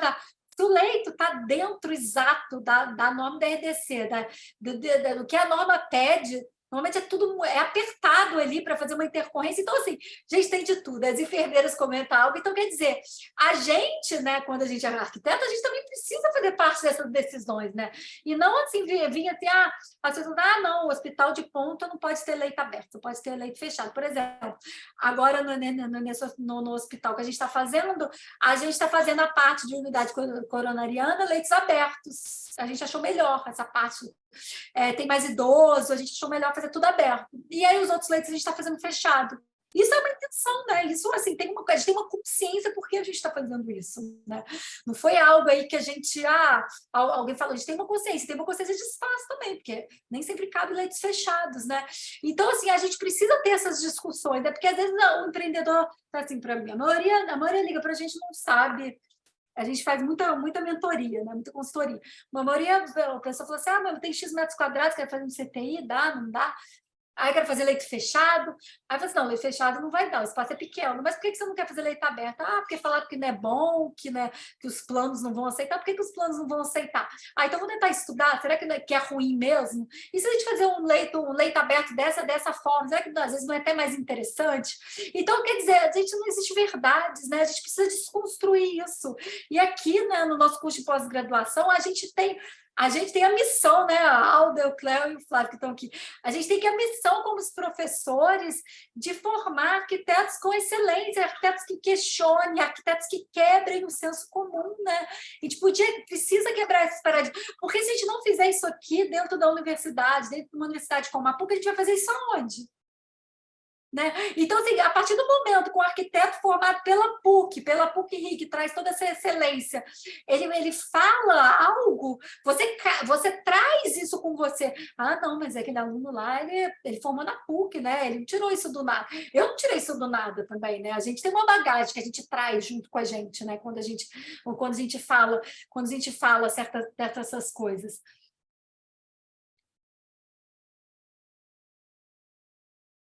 Ela já está tendo discussões no chat sobre isso, aqui a Laís está até fazendo uma discussão aqui, ó. Creio que pela ventilação natural seria muito bom, porém, pela segurança, nesse caso, ou até o caso de pacientes tentar a própria vida, deve haver algumas soluções que simplesmente deixar aberto. Não, com certeza, né? Tem muita essa discussão de suicídio, né? Tem muito essa discussão sobre, realmente, né? Existe suicídio nos hospitais, né? A gente acha que não, mas existe e não é pequeno, né? Então, normalmente, as janelas, inclusive, têm um travamento, né? Mas o Flávio Bicalho falou sobre tudo isso nas suas aulas. Fala, Flávio. Eu lembro que você tem uma... Eu assisti todas as aulas, tá, gente? A primeira turma, assim, eu estava durante a pandemia, assistia todas as aulas. O Flávio vai falar sobre isso na aula dele, mas, enfim, tem diversos mecanismos, sim. Então, assim, pessoal, outra questão que eu estava falando sobre o mito, né? Essa separação, gente, que é uma separação do mundo moderno, né? O que é uma separação do mundo moderno? No mundo moderno, a gente separa tudo, né? O que é o século XX, né? No século XX, né, existe um paradigma aí dentro da sociedade, não é só na arquitetura, qualquer meio, na medicina, e tudo a gente começa a separar, né? A prática e teoria, né? Como teoria e prática, coisas totalmente diferentes. O que eu penso, o que eu faço, coisas totalmente diferentes. E a gente já sabe no século XXI que não são. A gente separa técnica e função. A gente começa assim, isso são mecanismos, né, do próprio mundo moderno, né? Quando eu falo mundo moderno, é aquele mundo ali da 1920, 1930, né? Arquitetura moderna. Então, assim, existe essa intenção em todos os campos do saber dessa separação, né? A gente vai falar bastante isso no curso também. Mas, pessoal, no século XX, mas isso é uma falácia, né? É uma falácia que nem os modernos acreditavam, né? No século XXI, isso é um absurdo, assim. É separar técnica e função, técnica e humanização. Como assim, gente? Então, eu vou dar um exemplo aqui, eu estou lembrando. Por exemplo, eu já até dei um exemplo desse nas aulas. Quem assiste aulas minhas já deve ter visto. Não sei se o Aldo já viu falando sobre isso. Mas estou aqui no meu iMac, aqui no meu computador. Aí tem uma questão aqui, tem um botão para ligar o iMac. Alguém aqui já tem um iMac, já teve experiência de usar um iMac? Se não teve, quando vocês tiverem um colega aí que tem um iMac, vocês prestem atenção nisso. Onde que está o botão do iMac para me ligar meu computador? Ele tá, eu tenho a tela, o botãozinho dele ele é atrás da tela. E para mim descobrir aonde está o botão para me ligar meu computador, eu tenho que tocar o meu computador. Olha a inteligência dos designs da Apple, olha a inteligência do Yves, né, que era o design da Apple nessa época, que pensou sobre isso e eu vou, um ato funcional, a partir de uma função, eu vou conectar a pessoa numa questão extremamente humana, porque eu vou criar nela uma relação humana, uma relação de toque. Eu toco no meu dedo, repara como você toca os botões para ligar os computadores da Apple, a experiência do toque. Porque isso me aproxima de uma questão extremamente humana e me conecta extremamente com a marca. Olha, gente, que coisa fantástica, né? E como assim a gente, no século XXI, vai continuar separando dentro da arquitetura a técnica, função, humanização, sei lá mais o que é. Então, eu vou dar um exemplo aqui, que eu sempre dou também, de humanização. Quando começou a pandemia, o que mais aparecia na televisão era centro cirúrgico, era CTI, né? Só aparecia CTI na televisão. Aí apareceu o CTI, com um monte de gente entubada, aqueles fios de todos os lados. E aí o que a gente mais via no Brasil, né? Porque eram réguas hospitalares aqui na cabeça do paciente, porque, assim, claro que você falou assim, não, mãe, mas no hospital tal é diferente, são as estativas, só que as estativas são uma fortuna, cada estativa daquela é 40 mil reais, cada uma, duas, 80 mil. Se vocês fazem as contas, o hospital tem 40 leitos, só de estativa, quanto que ele vai gastar? Então, assim, é muito, às vezes, em vários hospitais é inviável fazer estativa. Então, o mais barato mesmo é fazer aquela reguinha que o povo faz na cabeça dos pacientes. Agora, olha como é que uma questão técnica de infraestrutura, lá no Cleo, de gases, de elétrica, que em termos de infraestrutura não tem problema nenhum, desce os gases, desce a elétrica, tem a reguinha hospitalar. Olha como questão técnica é totalmente desumana. Não sei se vocês sabem essa informação, mas assim, eu conversando bastante com os médicos, a gente vê que vocês sabiam que às vezes a pessoa ceda um paciente só porque ele está ligado com o fio na cabeça dele? E o que acontece? Às vezes, quando um fio ele é ligado aqui, ó, por cima do paciente, o paciente às vezes na UTI, às vezes idoso, ele fica muito agitado e ele começa a se mexer, e aí dependendo da onde você liga o fio com o equipamento, a pessoa começa a se mexer demais, e aí ele tem que sedar o paciente para ele não mexer demais e não desconectar. Gente, isso é surreal, assim. Que gesto mais desumano do que esse? Por exemplo, eu defendo veementemente de não ter régua na cabeça do paciente. Não tem dinheiro para fazer estativa, faz as réguas aqui do lado, não tem problema, entendeu? Coloca do lado, né? Estuda com enfermagem qual que é o melhor lugar. Eu já descobri também, por exemplo, tem um hospital que pede para os gases ser à direita. Então, por exemplo, agora a gente acabou de fazer na Santa Casa, fiz uma enquete com os enfermeiros. Eu prefiro que seja na direita, por causa do respirador. A gente com o fisioterapeuta, eu prefiro que seja à direita. Vamos colocar tudo à direita. Então, assim, vamos entender qual que é o contexto daquele hospital e como que é o processo daquilo, para ver se a gente vai colocar, mas assim, ali não. Então, assim, por quê? Porque a gente reproduz mitos, a gente vê aquilo, imagina, eu vi aquilo na televisão, 1000 hospitais que passavam na televisão, é só aquilo, né? Por que esses mitos vão sendo reproduzidos? A gente viu em algum lugar, viu no YouTube, viu sei lá onde, e aí reproduz, eu não sei mesmo.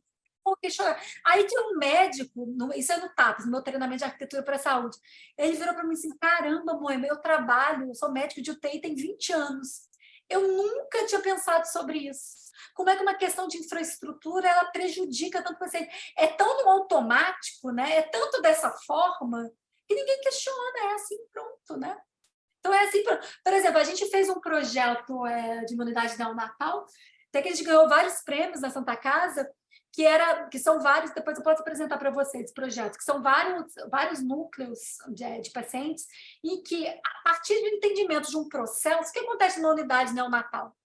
A gente foi a única unidade neonatal no Brasil que a gente fez isso, não existe no Brasil nada parecido. O que acontece na unidade neonatal? Como é que os médicos separam os bebês? Gente, isso é em todo lugar. Todos podem visitar. Qualquer unidade neonatal, independente da arquitetura ou não, o que a enfermagem faz com os bebês? Aqui estão os bebês que só precisam ganhar peso, uma idade intermediária. Precisam ganhar peso, estão no bercinho. Aqui estão os bebês que estão mais ou menos, são patológicos, e aqui tem uns bebês que têm umas questões mais graves de infecção, eles já dividem, eles pegam os bebês e dividem. Ninguém sabe, né? Eles colocam bebê aqui, bebê aqui, bebê aqui. Por que nenhum arquiteto nunca no Brasil pode estar enganado, né? Eu não conheço todos os projetos, mas pelo menos das que eu já visitei, eu visitei quase todas em São Paulo e no Rio, por que as pessoas nunca mudaram isso? Sempre. Porque, na verdade, talvez nunca projetado como as pessoas entenderam como que é aquele processo a fundo, né? Como é que é aquele processo dentro daquele hospital. Aí, o que a gente fez, né? A gente entendeu, junto com a enfermagem, com os médicos, que a gente pode realmente reconhecer essa separação, que é melhor para os bebês. Porque a temperatura de um núcleo, talvez, que esteja com o bebê dentro no bercinho, não é a mesma de um bebê dentro de uma incubadora. Tem uma coisa mais humana do que isso, a questão de regular uma temperatura para um bebê. Tem uma coisa mais humana. Será que o médico que vai lá no bebê que está com alguma doença que pode ser mais transmissível, precisa passar pelo bebê que está no berçário, sendo que os médicos não são os mesmos de todos os bebês, né? Os médicos são diferentes, cada bebê normalmente tem um médico. Será que a gente entende esses processos a fundo, ou será que no Brasil a gente simplesmente reproduz e reproduz e reproduz soluções? Brasil não, na Europa também, em outros lugares também. Então, assim, pessoal, assim, eu sei que são questões complexas, não estão entendendo nada que eu estou falando, ou estão entendendo tudo também, e assim, eu sei que para uns é algo básico, outro é complexo, mas assim, isso que é importante também, né, Alba? Eu acho que o interessante, assim, da formação, né, que a gente tem desde do pessoal assim, recém-formado, acabou de fazer, tem muitos alunos da PUC, né? Acabou de fazer graduação, a gente tem aluno da PUC, tem aluno do interior, tem aluno do Mato Grosso. Agora que a nossa pós-graduação é online, é melhor ainda, porque a gente é online, mas as nossas aulas são presenciais, isso que é importante. A gente não é um online lá que fica gravado, vocês nem veem a cara dos professores. É um online, e o presencial tem isso, igual eu estou aqui com você, né? A gente vai se empolgando, vai falando. Daqui a pouco dá o meu tempo aqui e a PUC corta aqui, nossa. Mas assim, a gente vai falando e vai se empolgando, né? Então tem isso, assim, as nossas aulas são todas ao vivo, então, assim, tempo real, né? Então, assim, a gente tira dúvida. E aí a gente tem algo que é muito bacana também, que agora a gente está querendo consolidar mais, agora que não sei se pode falar que acabou a pandemia, mas agora que a pandemia está mais controlada, né? Porque, mas assim, agora que a gente está numa pandemia aí mais controlada, a gente volta a fazer algo que eu acho que é muito importante no nosso curso e talvez é o diferencial, porque é a gente fazer as visitas técnicas. Então, assim, as visitas técnicas são muito bacanas, a gente vai ter 5 encontros presenciais, mas 5 encontros sexta e sábado, né, o dia todo, em que a gente vai visitar diversas instituições hospitalares, desde instituições públicas até instituições privadas, para a gente entender a diversidade, né, dos hospitais, a gente não ficar nichado, né, não adianta, não fui no hospital lá, só fui na Unimed, né, Unimed maravilhosa, celulite, forro entre forro de 1 metro, Cléo. Então, tudo assim maravilhoso, né? A infraestrutura é toda controlada, tem um sistema de automatização maravilha, assim. Mas também vai em outras instituições que às vezes não é a realidade, né? Então, isso para mim sempre foi muito importante, vai continuar sendo. E a gente vai unir, né? A gente está unindo aí essas visitas técnicas à disciplina de ateliê. Então, assim, a disciplina de ateliê vai funcionar como se fosse um workshop. Então, a gente vai sentar junto ali, vai estar projetando junto, isso eu acho muito legal, assim, né? Então, a gente pegar, assim, um sábado, e isso vem muito da PUC, né? A PUC, a graduação da PUC, a gente tem uma experiência consolidada no ateliê integrado, que a gente integra vários professores dentro de uma disciplina, né? Então, por exemplo, na graduação da PUC, a gente não tem uma aula de maquete, uma aula de desenho, igual tem na maioria das universidades. A gente tem a disciplina de ateliê, e o ateliê ele vai integrando todas as outras disciplinas.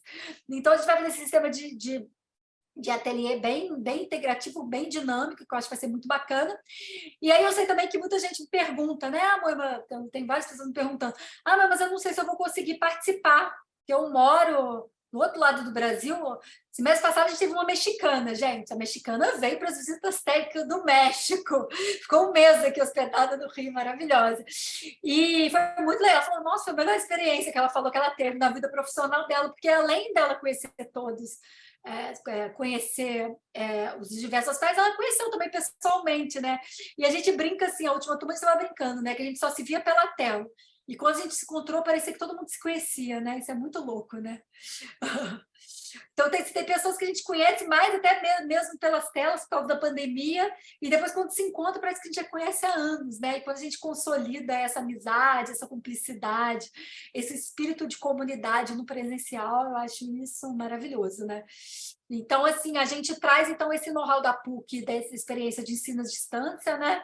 São poucas universidades que têm essa experiência, tá, pessoal? E assim, outra coisa, é um online presencial, né? É presencial mesmo, se é 5 horas, é 5 horas, não é gravado, é presencial. Não adianta pedir aula gravada que a gente não vai disponibilizar, a aula é presencial. E aí a gente tem esses encontros. Aí, desses 5 encontros, quem não puder vir nos 5, porque não coincidiu a data, aniversário do filho, está muito longe, a passagem estava cara, vai poder escolher 3. Melhor seria vir em todos, né? Quem puder vir, vem em todos. Então, assim, são 18 meses, né? Então, são 18 meses aí que a gente vai estar junto. Eu vi que também tem muito curso, agora tem alguns cursos de 6 meses, né? Às vezes a pessoa acha bom, né? Ela paga em 24 vezes, mas o curso só dura 6 meses. Mas assim, eu acho muito importante assim, esse curso de 18 meses, porque eu acho que o aprendizado, ele tem um time de amadurecimento, né? A gente vai amadurecendo. E eu percebo também que durante o curso, principalmente os arquitetos, né, vão pegando projeto e vão tendo dúvidas do projeto, né? E as professores do ateliê vira quase uma mentoria, né, gratuita, né, entre aspas. Os professores vão tirando dúvida, né? Às vezes o aluno pergunta, mãe, eu estou falando, outro dia o aluno me perguntou, mãe, eu estou fazendo uma clínica, como é que eu faço? Eu falo, não, faz assim, vai dar certo. Então, assim, isso é muito interessante, né? Então, assim, é 18 meses para consolidar essa experiência, né? A gente brinca que o início, assim, do curso é uma experiência, né, para os alunos irem. A segunda parte do curso já começa a ser uma parte mais densa, então que entra mais a parte de infraestrutura, uma parte assim mais densa, mais condensada, e o final é o momento de solidificar tudo isso que está sendo aprendendo, até com a entrega com a disciplina de ateliê, com o trabalho final do curso. Então, assim, é uma experiência muito bacana, a gente está muito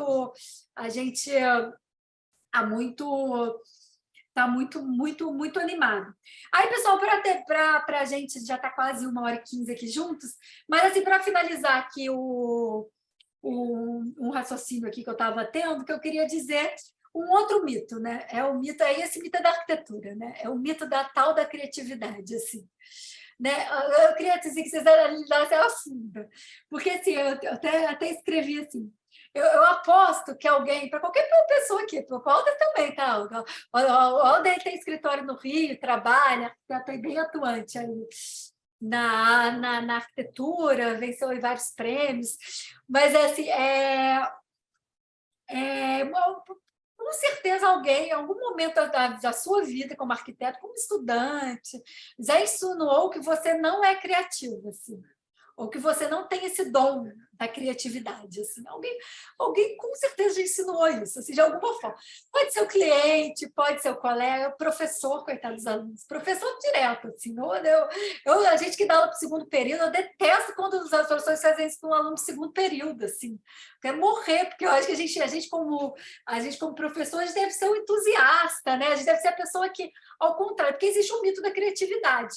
Existe assim, não, a pessoa é criativa, ela nasceu com esse dom, né, da criatividade, é um dom divino, né? É um dom que muito além de informação. Acontece gente, criatividade é algo totalmente treinável, né?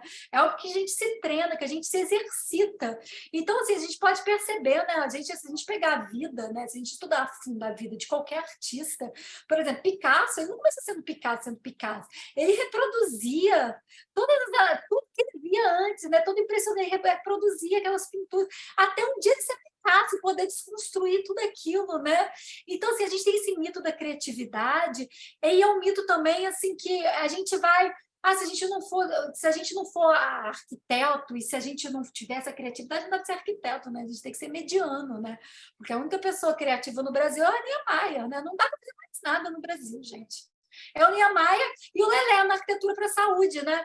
Não, Lelé é o Deus e não dá para evoluir nada na arquitetura para a saúde, né? Porque tem o Lelé que fez o Sara, que realmente é maravilhoso. O Lelé não entrou nesse campo da arquitetura, né? Então, vocês podem ver que ele não entrou, né? Ele ficou ali no Sara, porque talvez assim, ele estava tão além daquele tempo, mas a gente mas parou no Lelé, não dá para fazer mais nada além disso, assim, sabe? Então, assim, gente, não é isso, né? Então, a gente tem que desconstruir esse mito da criatividade. A criatividade é treino, é exercício, né? Quanto mais a gente projeta, mais criativo a gente é. E aí, nesse mito da criatividade, vem outro mito, né? Porque, para mim, era o contrário. As pessoas, gente, eu terminei meu doutorado é uma viagem total, porque eu falava sobre processo criativo. Meu doutorado não tem início, fim, meio, não tem conclusão. Meu doutorado é uma sanfona. Foi a primeira tese na UFRJ nesse formato. Então, eu era super jovem, eu acho que foi a aluna mais jovem da época no ProUBA defendendo um doutorado. E aí o pessoal ficava assim, a mãe me enlouqueceu, né? Essa menina, né? Tipo assim, fazendo doutorado, e obviamente ela não vai defender a tese dela, né? Óbvio que não, né? Mas só que a minha orientadora é a Rosângela, que é professora do nosso curso, vocês vão conhecer. Ela é do direito. A Rosângela marcou a audiência da tese. A minha audiência era bacana, eu fui a primeira a defender, passou 4 anos, deu prazo, eu tinha um prazo ali para defender minha tese. E aí eu tinha esse estigma, né, que as pessoas falavam assim. E aí eu terminei o doutorado, defendi lá minha tese, trabalhei com muito rigor, né, que é uma coisa que eu defendo muito, depois eu vou falar com isso, eu defendi lá minha tese de doutorado. Aí lá no prazo, não. E aí o que eu mais escutei, gente, na minha vida, depois que eu defendi meu doutorado, agora eu não escuto mais não, porque agora já tem um tempo que eu trabalho com arquitetura e as pessoas esqueceram. Nossa, mas como assim? Você, tão criativa, que fez uma tese de doutorado dessa, vai trabalhar com um hospital. Essa chatice que é um hospital. O hospital que é um lugar tão rígido que não dá para fazer nada.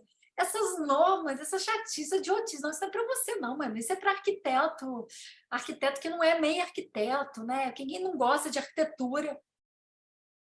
E como assim? E foi exatamente na arquitetura para a saúde, talvez, que eu descobri meus processos mais criativos.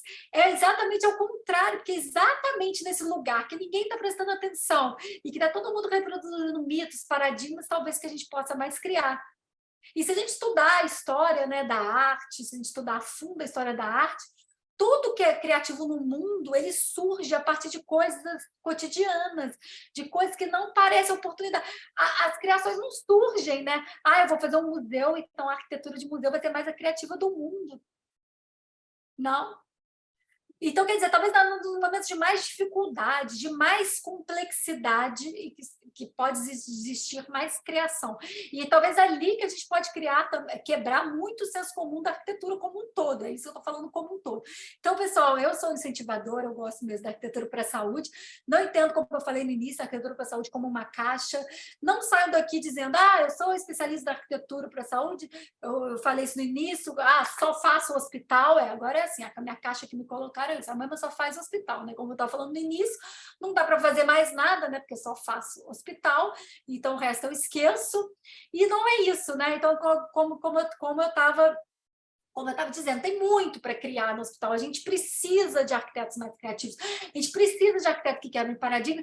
E o mais interessante disso tudo, que a maior reclamação que eu tenho de todos os arquitetos, da maioria, é que o arquiteto não é reconhecido e que o arquiteto ganha mal. A gente só vai passar a ser reconhecido e ganhar mais se a gente quebrar todos esses paradigmas que eu venho falando. Se a gente se colocar como maestro, né? A gente tem que ser o maestro da orquestra, a gente tem que trabalhar do início ao fim. Se a gente continuar reproduzindo em planta baixa a norma, reproduzindo esses paradigmas, a gente não vai ganhar mais, a gente vai continuar ganhando pouco, a gente vai continuar não sendo reconhecido pelo trabalho. Eu defendo isso extremamente. Quem conhece, tem pessoas aqui que eu estou vendo que é do meu treinamento de arquitetura para a saúde, já sabe que eu falo isso 30 mil vezes, tem uma aula só sobre criatividade, então assim, só sobre processos criativos, mas assim, a gente precisa desconstruir isso, então eu até escrevi aqui, né? Um monte de gente fala comigo, isso eu tenho muitos colegas, né? Falam assim, mãe, eu adoro arquitetura, mas eu não tenho dom. Não, gente, isso que eu mais escuto dos meus amigos, gente, juro. As pessoas vão na minha casa assim, falam assim, nossa, mãe, lá em Juiz de Fora, essa casa é tão bonita, eu adoro arquitetura, acho muito legal, mas eu não tenho dom. Gente, na arquitetura não é sobre ter um dom divino, né? Não é isso. Assim, né? Então, assim, é mais um mito aí que a gente vem reproduzindo. E aí eu falo assim, que não é só os mitos dos arquitetos, né? Os mitos dos clientes, né? Os clientes carregam. Eu não sei se vocês lembram, eu estou lembrando aqui de algo aqui, mas não sei se vocês lembram, só os arquitetos, mas vocês vão lembrar. Mas, assim, quando eu formei a Bíblia da Arquitetura, era aquele livrinho do Bruno Zev. Vocês lembram aquele livro do Bruno Zev? Saber ver arquitetura. E lá ele dizia italiano. De quando foi escrito aquele livro? Eu nem lembro mais quando aquele livro, da década de 80? Não lembro de quando era exatamente. Mas, assim, uma coisa que ele fala, na Itália, hein, gente? É italiano. Diz assim, se fala sobre tudo nos jornais. Se fala de decoração, se fala de arte, se fala de tudo, mas não se fala de arquitetura. A gente está em 2022, ainda não se fala de arquitetura. Se fala de tudo e não se fala de arquitetura. Se fala, aí você fala assim, mas não fala, não se fala de decoração, fala muito de arte, fala de tudo, fala de literatura, fala de teatro, fala de todos os tipos de arte. Agora, de arquitetura, pouco se fala de arquitetura. pouco se fala, né? Se fala um pouquinho mais, talvez se falava lá naquela época, mas pouco se fala. Mas naquela época no Brasil se falava até mais, né? Porque tinha os arquitetos modernos que eram E aí, pessoal, isso quando eu estou defendendo, né, que o arquiteto tem que fazer parte do processo, né? Só a gente contextualizar isso dentro do Brasil, Niemeyer ele só é Niemeyer por causa do Juscelino, né? Se o Niemeyer ele não tivesse, né, dentro, se o Niemeyer, né, ele estava ali ele fazia parte de uma visão de mundo, ele, Lúcio Costa, né? De uma visão assim de fazer Brasília, né? Então eles queriam fazer algo que fosse transformador, aquilo fazia parte de um ideal, de uma ideia, não é algo assim, Niemeyer, desenha aí uns edifícios bonitos para mim, e aí a gente vai fazer Brasília, né? Não é isso, né? O Niemeyer e o Scott, eles fazem parte daquele processo de transformação, né? Não é algo que vem depois, né? Não é algo que vem um desenho. O Niemeyer só é Niemeyer porque ele fazia parte de todos esses processos, do início ao fim, né? Senão ele não seria o Niemeyer, assim. Então, assim, a gente precisa resgatar a arquitetura brasileira, a gente precisa resgatar. Eu acho que a arquitetura para a saúde é a oportunidade no Brasil da gente resgatar a arquitetura coletiva, eu defendo isso a fundo. Eu vejo os alunos lá da graduação acabando o curso de arquitetura, com um brilho no olhar, empolgados, animados, querendo transformar o mundo, e quando começam a trabalhar, falar que 30% dos alunos caem em depressão porque a tia pede para fazer a cozinha, não sabe fazer a cozinha, e não gosta de fazer a cozinha, porque fulano foi para Nova York e falou que a tendência em Nova York era planta artificial, e odeia planta artificial. E aí uma frustração imensa dos alunos, né? Porque era igual a mim, porque assim, a gente como aluno, a gente queria transformar o mundo, né? Como assim, a gente é arquiteto, a gente quer projetar o Rio de Janeiro, né? A gente quer fazer todas as praças. Mas será que isso é possível, né? Vamos fazer o que é possível na arquitetura, para a saúde é possível fazer muitas coisas, né? É possível ter um propósito de fazer arquitetura, é possível transformar muita coisa no Brasil, é possível criar uma consciência de uma arquitetura coletiva no Brasil, né? É possível. Vocês têm noção que às vezes a gente faz um projeto, por exemplo, a Santa Casa, circulam 15 mil pessoas por uma circulação que você projetou. São 15 mil pessoas, né? Não é uma pessoa, não é uma família, são 15 mil pessoas que circulam dentro do espaço que você projetou, né? Então, assim, a minha proposta aqui com a pós-graduação, né, como coordenadora, representando aí o pessoal, é exatamente a gente criar uma arquitetura com propósito, né? Uma arquitetura que seja um embrião de transformações. E, através disso, eu tenho certeza, né, que os arquitetos vão ser mais bem remunerados e mais bem reconhecidos, né? Isso é algo que eu carrego muito aqui comigo. Eu queria terminar, né? Eu termino várias... Quem me conhece já sabe que eu termino sempre com uma frase, e eu vou terminar com uma frase que eu tenho terminado quase todas as aulas da PUC, né? Essas aulas aí, as aulas inaugurais. É uma frase que um dia eu estava saindo da PUC, né? A PUC Rio, correndo antes da pandemia, estava sempre correndo, enlouquecida como é a minha vida, da PUC na Gávea, indo buscar minha filha na escola parte que ela estudava, que era no Recreio, que é super longe, e já estava atrasada, porque tinha reunião de pais nesse dia. Então, saí da PUC igual maluca, 6 horas da tarde, peguei o carro e fui para o Recreio, que é quase 1h30 para chegar, para vocês terem uma ideia. Aí cheguei lá na escola, era uma reunião de pais, na escola da minha filha tinha 3 anos.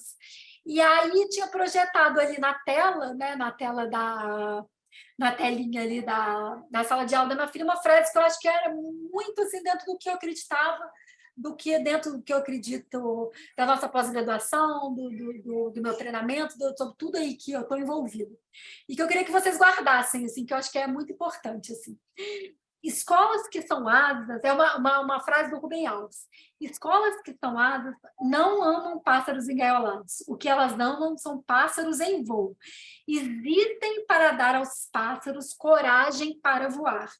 Ensinar o voo, isso não podem fazer, porque o voo já nasce dentro dos pássaros. Ou seja, a gente está aqui para encorajar o voo, né? O voo está em vocês, né? Está em cada um de vocês, assim. E a nossa pós-graduação é exatamente para isso, para te dar um instrumental teórico, prático, para te encorajar o voo, né? Eu tenho certeza, assim, que com a pós-graduação aí, a gente vai aí formando arquitetos aí de excelência no Brasil.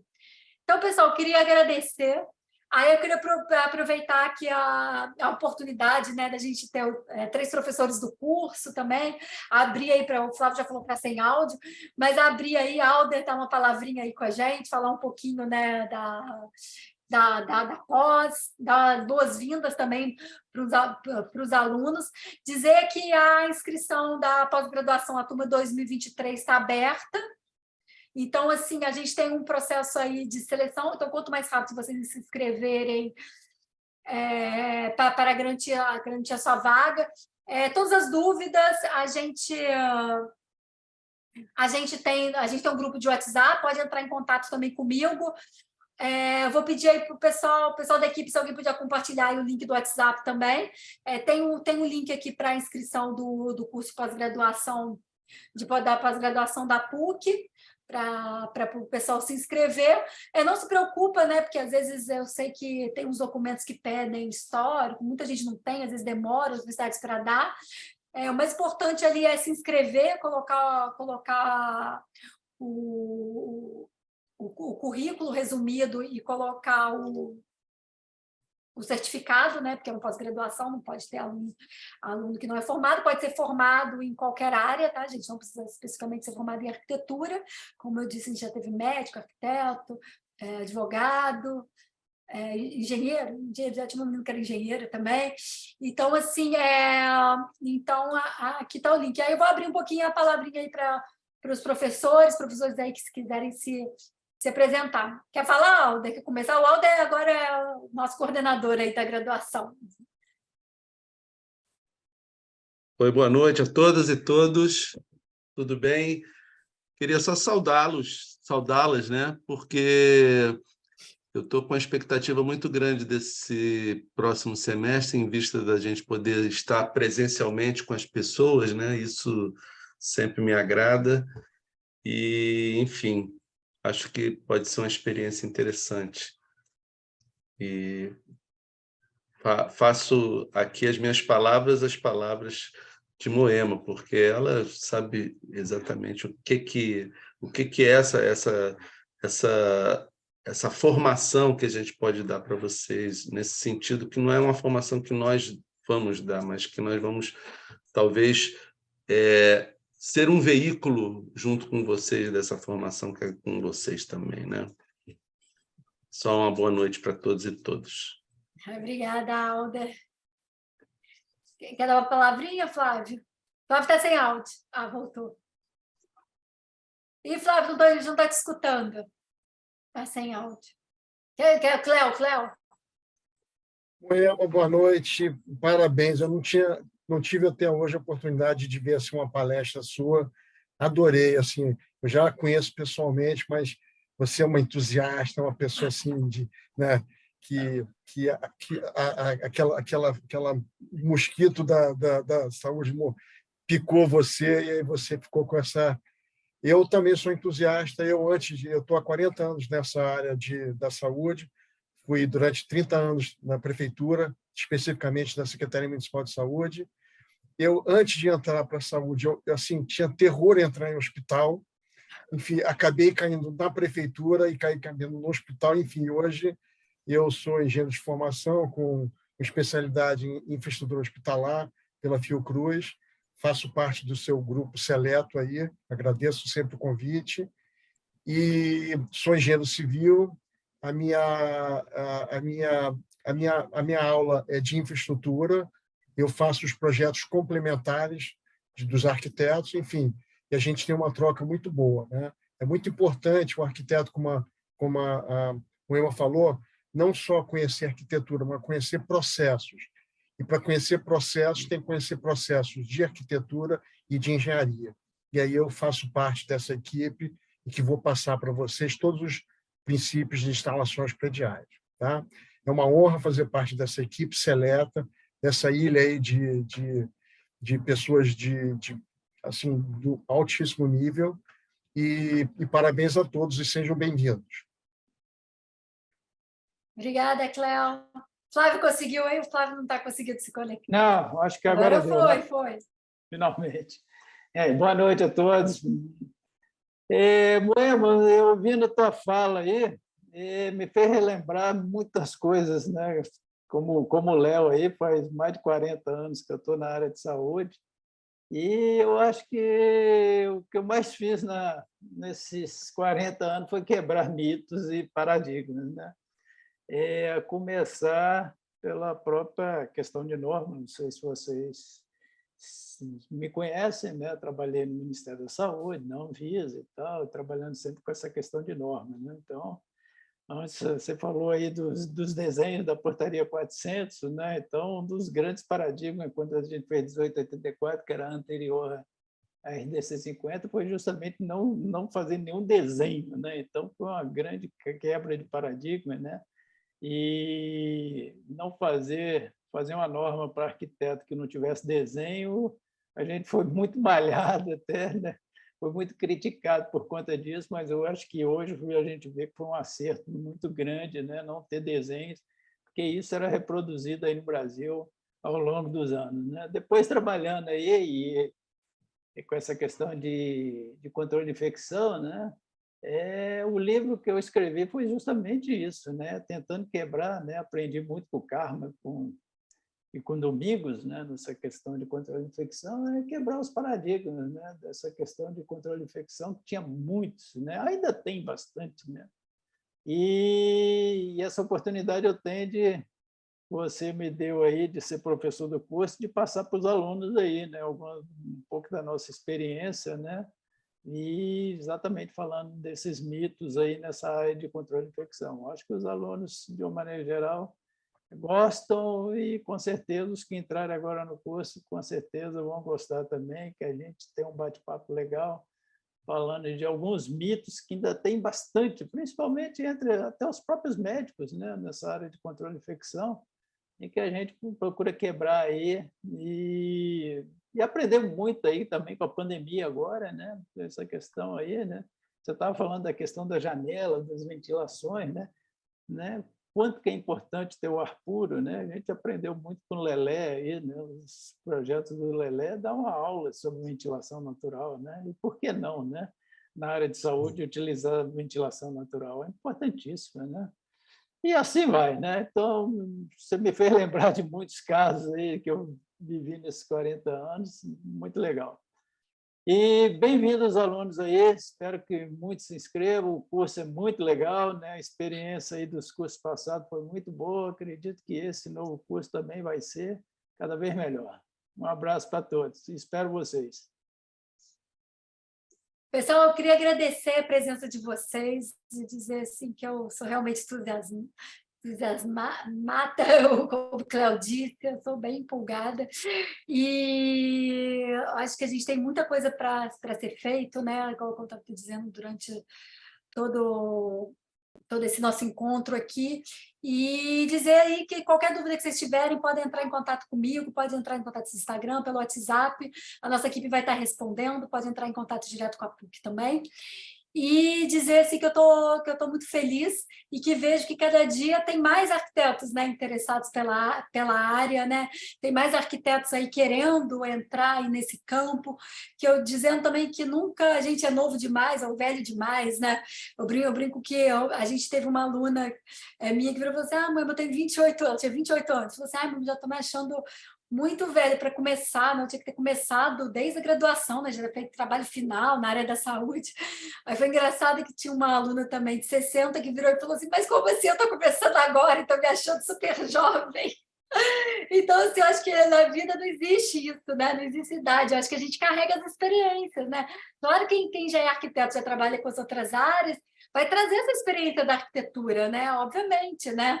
Que é diferente de um recém-formado que está começando, né? E cada um vai vivenciar ali a sua experiência. Eu acho muito, muito bacana, né? Essa troca, né? Que acontece muito na pós-graduação, que é muito característico de uma pós-graduação. A gente tem desde recém-formados, de jovens aí de 23, 24 anos, até o pessoal aí que já tem mais experiência. Eu trabalho 40 anos nessa área e aprendo com os alunos todo dia, né? Todo dia é uma coisa nova, né? Uma das coisas que me fazem dar aula é exatamente para aprender, né? Que a gente aprende muito com os alunos, né? Então, dando aula, talvez a gente aprenda mais do que transmite, né? Exatamente. Então, gente, eu queria agradecer, muito obrigada, sejam muito bem-vindos, estamos aí disponíveis. Para o pessoal, que vou responder aqui uma dúvida, pessoal, no link da inscrição tem 2 informações. Primeiro período, sexta, haverá 5 encontros sociais para visitas técnicas. Estou há 40 anos trabalhando nessa área também. Então, pessoal, isso, a Carolina que eu estava explicando, é isso, né? Que, na verdade, a gente tem aulas, normalmente são sextas e sábados, normalmente é um final de semana por mês. Tem alguns meses que são 2, mas normalmente é um final de semana por mês, e a gente vai ter 5 encontros presenciais que a gente marca com 3 meses de antecedência, o pessoal não precisa ficar desesperado. Então, quer dizer, se a gente abrindo agora em março, em março, a gente só vai provavelmente ter encontro presencial em junho ou julho. A gente tem 3 meses com antecedência. Desses 5 encontros, vocês vão poder escolher 3. Assim, preferência, se todo mundo puder vir nos 5, vai ser maravilhoso. Eu sei que tem pessoal que está viajando, já o pessoal me perguntou, falou que está fora do país, então, assim, não precisa ficar preocupada com esse primeiro encontro, né? E aí, os outros encontros eu vou ter, inclusive, tentar divulgar 6 meses com antecedência, que é o que a gente fez com a outra turma. E aí, o pessoal pode se organizar aí para vir nos encontros. Ai, que bom, pessoal. Fico feliz aí que o pessoal gostou. Então, vou dar um abraço aí, agradecer aos professores que participaram também. Pessoal, obrigada. Estamos juntos aí, pessoal. Qualquer coisa, vocês entrem em contato. Um abraço. Obrigada.